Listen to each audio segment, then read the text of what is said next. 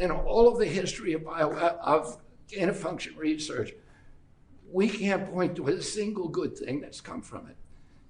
And today, I commend President Trump for his courage and his vision in ending U.S. bioweapons research. The COVID outbreak cost 20 million lives and cost the world at least $25 trillion. And this executive order is a precaution against us being involved in that kind of research in the future. That's great. Very honored to do this. Trump bans gain-of-function research in historic executive order. President Donald Trump has signed an executive order banning US federal funding for gain-of-function research. That's the practice of enhancing viruses to make them more transmissible or deadly, supposedly being done in the name of pandemic preparedness. We have a number of executive orders for your attention today, sir. The first relates to gain-of-function research. Gain-of-function research is a type of biomedical research where pathogens are adulterated, viruses are adulterated to make them more potent or to change the way that they function. Many people believe that gain-of-function research was one of the key causes of the COVID pandemic that struck us in the last decade. What this executive order does, first of all, it provides powerful new tools to enforce the ban on federal funding for gain-of-function research abroad. It also strengthens other oversight mechanisms related to that issue and creates an overarching strategy to ensure that biomedical research in general is being conducted safely and in a way that ultimately protects human health more.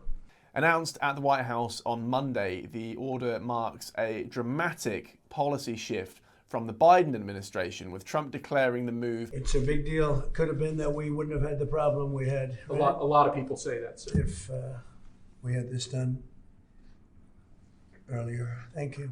Trump said, reiterating his long-standing claim that the virus originated from a lab in Wuhan. He stopped short of accusing the Chinese Communist Party of malice, instead pointing to incompetence. So it can leak out innocently, stupidly, incompetently, but innocently, and half destroy the world, right? That's right. Health and Human Services Secretary Robert F. Kennedy Jr. stood alongside the president and delivered a scathing account of gain-of-function's history, tracing it back to Cold War-era bioweapons programs. This is an historic day, the end of gain-of-function research funding by the federal government and also controls by private corporations on gain-of-function studies. This was a kind of study that was engaged in by the United States military and intelligence agencies beginning in 1947. By 1969, the CIA said that they had reached nuclear equivalency, that they could kill the entire US population for 29 cents a person. That year, President Nixon went to Fort Detrick and announced a unilateral end to this kind of research, what they called dual-use research, research that was for vaccination and also for military purposes. He then persuaded over 180 countries to sign the Bioweapons Charter in 1973. That basically ended gain-of-function research around the globe until 2002. Or 2001, after the anthrax attacks, we passed the Patriot Act, and the Patriot Act had a provision, a little-known provision in it, that said that although the Bioweapons Charter is still in effect, and the Geneva Convention is still in effect, US federal officials who violate it cannot be prosecuted. And that relaunched a bioweapons arms race, and that was driven by gain-of-function research. In 2014, 3 of those bugs escaped from US labs, and President Obama declared a moratorium on future use, and instead a lot of that research was moved offshore to the Wuhan lab. And it launched bioweapons arms race all around the country, all around the world, so that China's engaged in it, developing all kinds of weapons using AI and CRISPR technologies that are really devastating. Russia is deeply engaged in it, Iran and many other countries. It's it's a kind of weapon that always has blowback. There's always bad news. And the justification for this kind of weaponry was, and these kind of research, was always that we have to do this, develop vaccines to counter a future pandemic.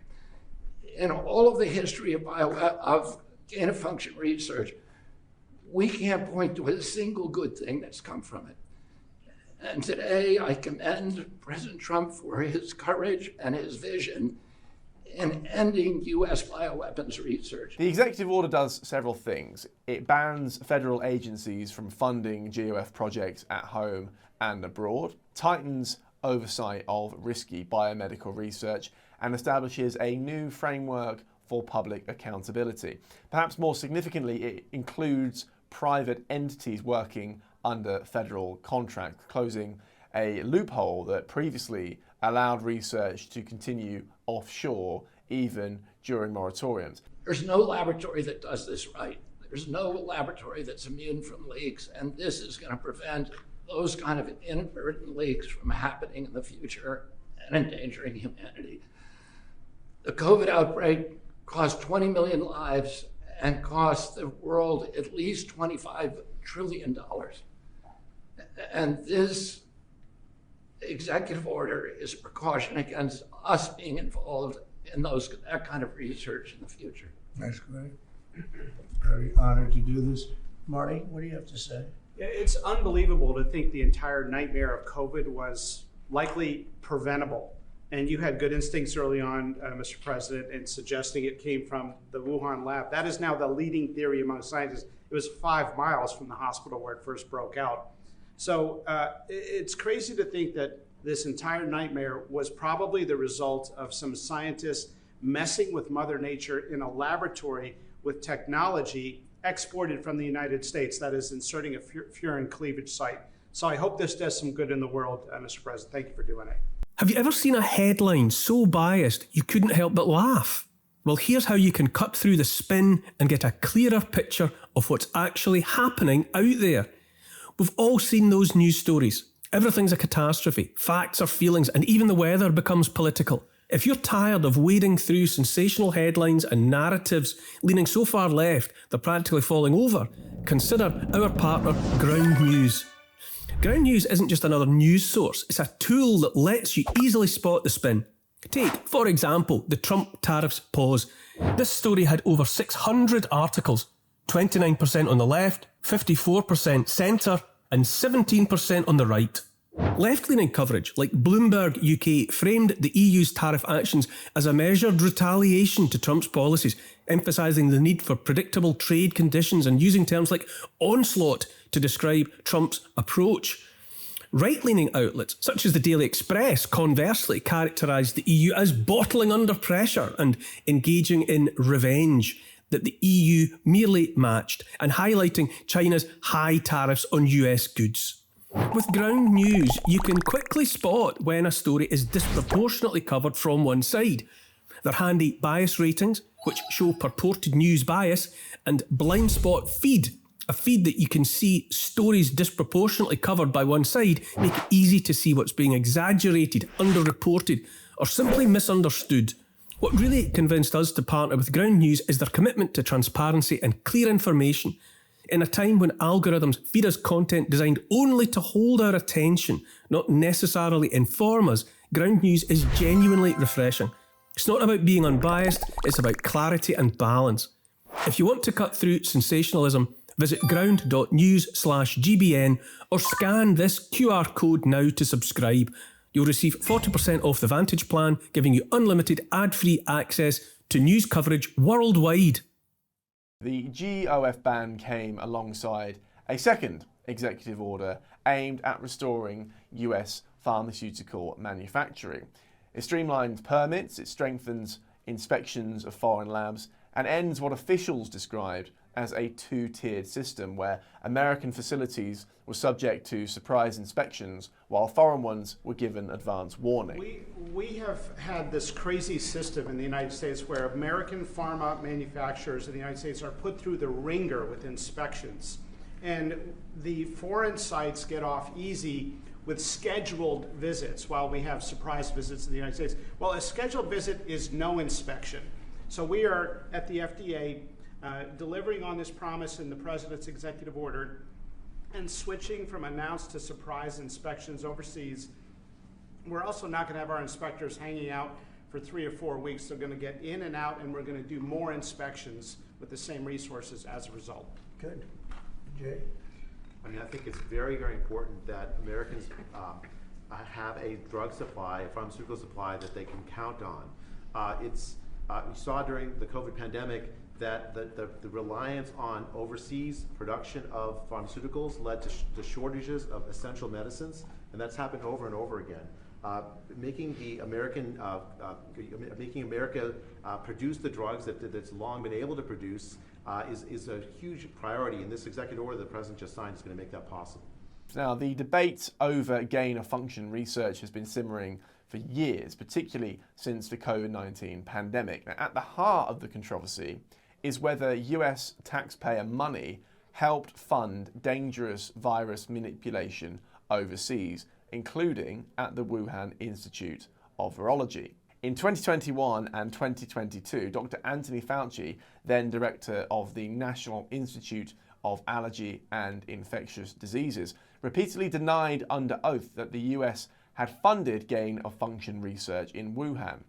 In one Senate hearing, Fauci clashed with Senator Rand Paul, insisting the NIH has not ever and does not now fund gain-of-function research in the Wuhan Institute of Virology. Dr. Fauci, do you still support funding of the NIH funding of the lab in Wuhan? Senator Paul, with all due respect, you are entirely and completely incorrect that the NIH has not ever and does not now fund gain-of-function research in the Wuhan Institute Do they fund of Dr. Virology. Barrick? We do not fund Do you fund Dr. Barrick's gain-of-function research? Dr. Barrett does not doing gain-of-function research, and if it is, it's according to the guidelines, and it is being conducted in North Carolina, not You don't think in inserting China. a bat virus spike protein that he got from the Wuhan Institute into the SARS virus is gain-of-function? That is You would not- be in the minority because at least 200 scientists have signed a statement from the Cambridge Working Group saying that it is gain-of-function. Well, it is not. And if you look at the grant and you look at the progress reports, it is not gain of function, despite the fact that people tweet that, So they do write you still about it. support sending money to the Wuhan Virology Institute? We do not send money now to the Wuhan Do you Virology support Institute. sending money? We did, under your tutelage. We were sending it through EcoHealth. It was a sub-agency and a sub-grant. That was Dr. Anthony Fauci at a US Senate hearing in May 2021. That claim has since come under heavy scrutiny. Reports from the Office of the Inspector General and independent watchdogs found that the NIH-funded non-profit EcoHealth Alliance did, in fact, collaborate with the Wuhan lab working on coronavirus manipulation in bats, and that oversight of the grant has been lax at best. This executive order directly contradicts Fauci's prior characterization of that research.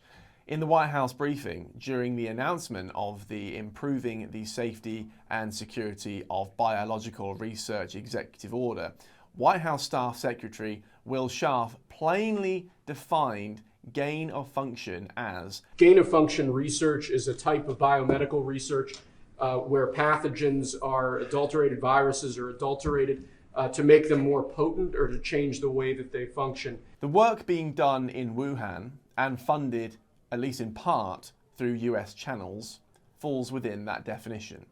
The order not only bans such funding moving forward, but also installs stricter oversight mechanisms designed to prevent future end runs around moratoriums, contracts, or semantic loopholes.